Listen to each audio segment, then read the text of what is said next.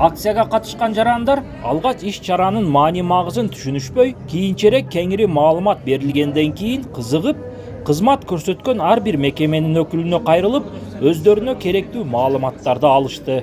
Мен жакшы кеңештерди алдым. Мына бүгүн акцияга түшүп келипмин. Акциядан баягы телефон аркылуу акча которуу, отуруп алып мына светтерге, башка нерселерге пул которуу, ошондой жакшы нерселерди көрдүк. Анан мына бала чаканын немелериге жакшы немелерди алдык. Кеңештерди алдык. Санарип технологиялар, телефондон алдамчылык, кибер маалыматтар тууралуу дагы кыздар маалыматты бизге өтө кеңештерди пайдалуу беришти. Чоң ыраазычылык билдиребиз. Акцияга жергиликтүү салык кызматынын өкүлдөрү да катышып, мобилдик тиркемелер аркылуу салык төлөөнүн жеңил жолдорун жарандарга түшүндүрүштү.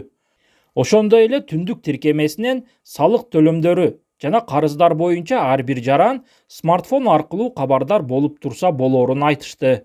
Ошол цифровой немелердин астында салыктар, анан төлөмдөр бардыгы онлайн. Мындайча айтканда, азыр мобилдик тиркемелер аркылуу дагы төлөөгө мүмкүндүк түзүлүп атат. Мурда жалаң гана банк аркылуу өтө турган болсо төлөмдөр, азыр ушул налоговыйдан, салык кызматынан код оплата деп коет.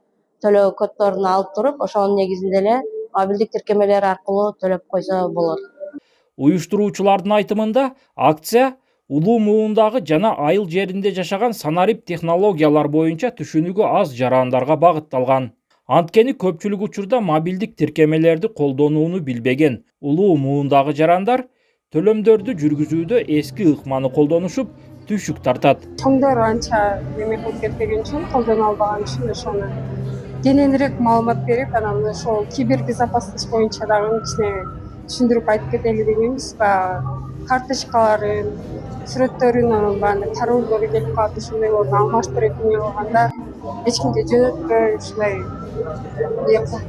жакшы түшүндүрүп бергенге деп калат. Белгилеп өтсөк, Санарип экспресс акциясы өлкөнүн бардык аймактарында 1 октябрдан 15 октябрга чейин өткөрүлүп, жарандарга мамлекеттик, муниципалдык кызматтардын электрондук платформаларын жана башка мобилдик тиркемелерди иштетүүнүн жолдору үйрөтүлөт.